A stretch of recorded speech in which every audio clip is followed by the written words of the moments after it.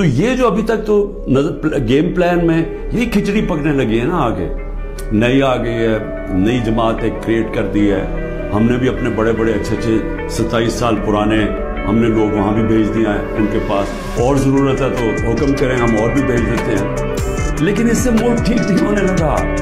ملک ٹھیک کب ہوگا؟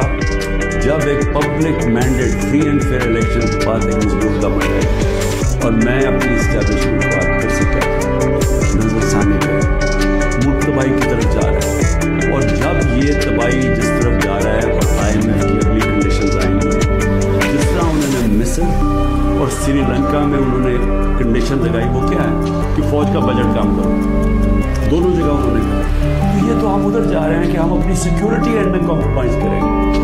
اور ایک بار سیکیورٹی کمپرومائز ہوگی اس ملک کی تو ہمارے جو دشمن بیٹھے ہیں ملک توڑنے کے لیے. تو میں اس لیے آپ کو